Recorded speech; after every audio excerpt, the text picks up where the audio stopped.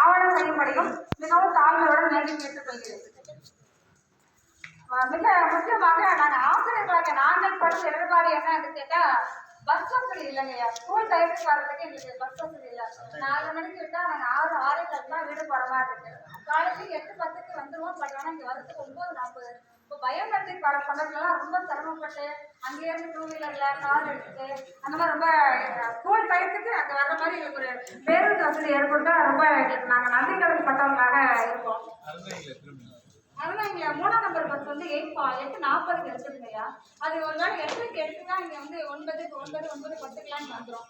அதே மாதிரி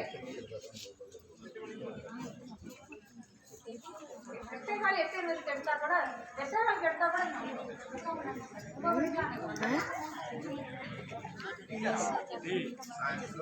சாயந்தரம் 4:30 பஸ் முன்னாடி 21 சுற்றி போகாது. ஸ்ட்ரைட்டாக போகும்போது எங்களுக்கு வசதியாக இருக்குது. இப்போ சுற்றி போகிறதுனால 6 மணிக்கு தான் நாங்கள் போகிறோம். ஒருவேளை வேற ஏதாவது சுற்றுலா ஒர்க்காக பஸ்ஸை ஏற்றி போட்டால் கூட எங்களுக்கு போகிறது வசதியாக இருக்குது. இங்கே வந்து 4:30க்கு வந்தால் கூட போதுங்கய்யா.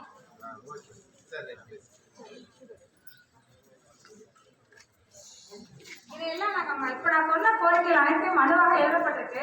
அது இல்லாமல் சிறப்பான சில விஷயங்கள் எங்களுக்கு பள்ளிக்கு தேவைப்படுதுலையா. ஒன்றுல பிள்ளைங்களுக்கு வந்து ஒரு ஆர்வம் மற்றும் மொத்தமாக எல்லா ஸ்டூடெண்ட்ஸுக்கு இருக்கிற மாதிரி ஏற்படுத்தி கொடுத்தா ரொம்ப நன்றி கடன் பட்டிருக்கோம். சைக்கிள் ஷெட்டு ஒன்று கட்டி கொடுத்தா இன்னும் கொஞ்சம் எங்களுக்கு அது வசதியாக இருக்கும். பிள்ளைங்க சைக்கிள் பண்ண கொடுத்துருக்கு. அதுவும் கொஞ்சம் எங்களுக்கு தேவைப்படுது. அதே மாதிரி சமையல் உதவியாளர் இல்லை, கொஞ்சம் அவங்க இருந்தாலும் கொஞ்சம் நல்லா வசதியாக இருக்கும். ஹைடெக் கிளாஸஸ் வந்து எங்களுக்கு கணினி கொடுத்துருக்காங்க. ஒரு 6 சிஸ்டம் பிள்ளைங்க யூஸ் பண்ணுற மாதிரி. பட் அதனுடைய ஆப்ரேட்டிங் சிஸ்டம் எல்லாமே ஸ்டேட்டில் இருக்குது.